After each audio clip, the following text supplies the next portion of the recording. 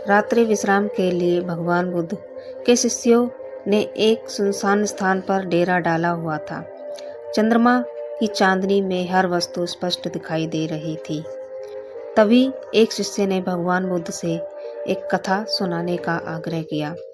बुद्ध ने अपने प्रिय शिष्य की बात ना टाल सके, सभी को बैठने का इशारा किया और कथा सुनाते हुए बोले, एक गांव में मेला लगा हुआ था।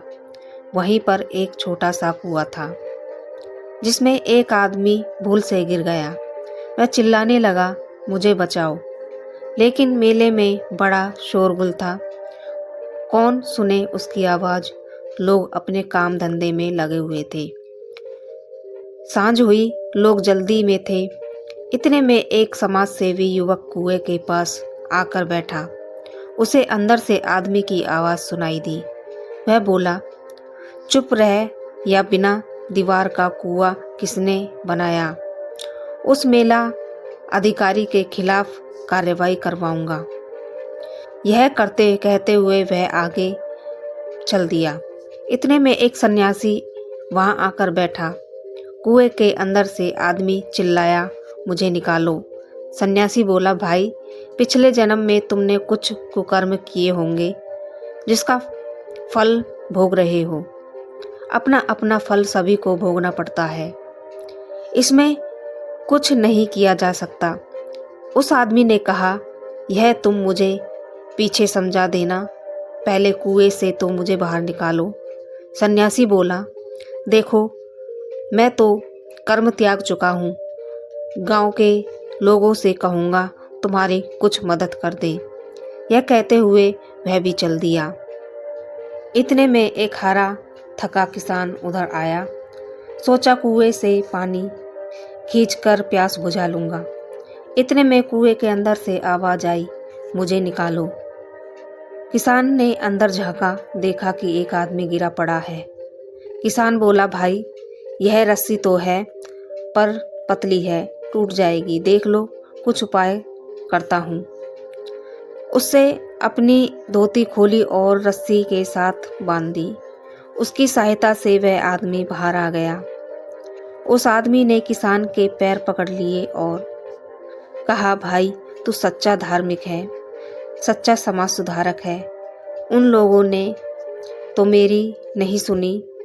किसान बोला, भैया, मैं समाज सुधार तो कुछ जानता नहीं, पर यह जरूर जानता हूँ कि जो दूसरों की फिक्र करता है वही दयावान होता है।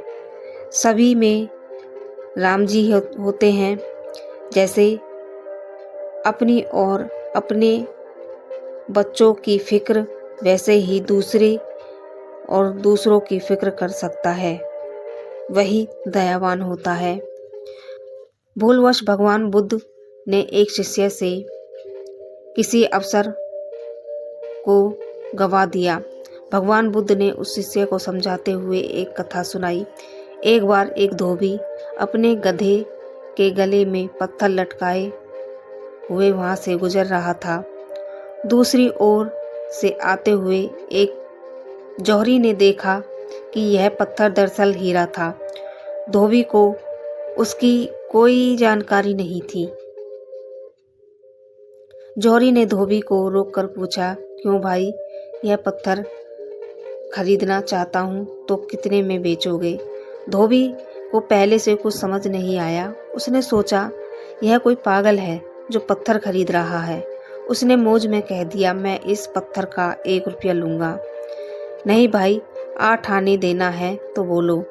जौहरी 8 आने बचाने की फिराक में बोला, पर धोबी अड़ गया।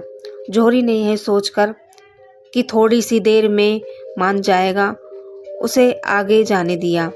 थोड़ी दूर जाने पर एक और जौहरी पत्थर की असलियत पहचान कर धोबी से पूछ बैठा, क्यों भाई, यह पत्थर कितने में बेचोगे?